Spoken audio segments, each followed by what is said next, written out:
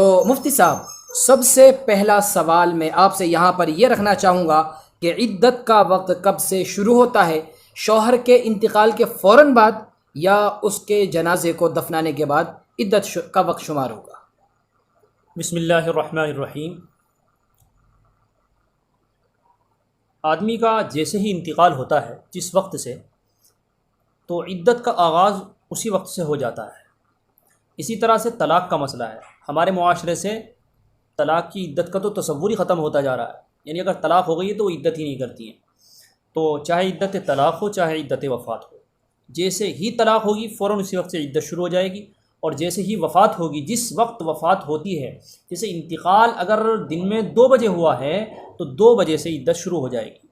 جو لوگ یہ سمجھتے ہیں کہ دفن کرنے کے بعد میں عدت کا وقت شروع ہوتا ہے، وہ غلطی پر ہیں۔ اس چیز کا اچھے سے تصور اپنے ذہن سے نکال دینا چاہیے، اور صحیح بات جو ہے کہ انتقال کے فوراً بعد عدت کا وقت شروع ہو جاتا ہے، یہ ذہن نشی کر لینی چاہیے۔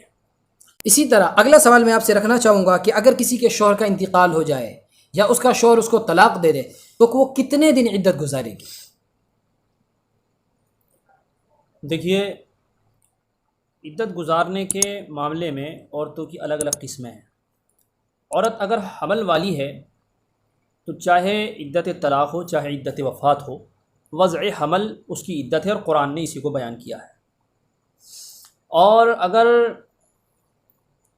عائسہ عورت ہے، یعنی ایسی عورت جس کو ماہواری نہیں آتی ہے، جی، اگر اس طرح کی عورت ہے، بڑی عورت ہے، تو عدت وفات تو سب کے لیے وہی 4 مہینے 10 دن ہیں، لیکن عدت طلاق جو ہے پھر وہ مہینوں کے حساب سے گزارتی ہے۔ اور تو مفتی صاحب، جس کو ماہواری نہیں آتی ہے وہ عدت طلاق کتنے دن گزارے گی؟ 3 مہینے 3 مہینے۔ اگر وہ حاملہ نہیں ہے، اور جب اس کو حیض بھی نہیں آتا، ایسا ہوتا ہے، تو حاملہ کہاں سے ہوگی؟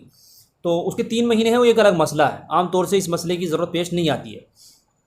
پیش آمدہ جو مسئلہ ہے وہ یہ ہے کہ عدت جو گزاری جائے، ہمارے یہاں پر عام طور سے وفات والی پیش آتی ہے، تو عدت وفات جو گزاری جائے گی وہ 4 مہینے اور 10 دن گزاری جائے گی۔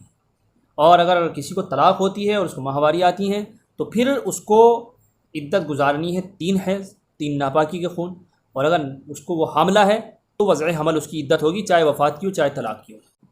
میسر خاک ہو آقا کے در کی، ان آنکھوں میں لگانا چاہ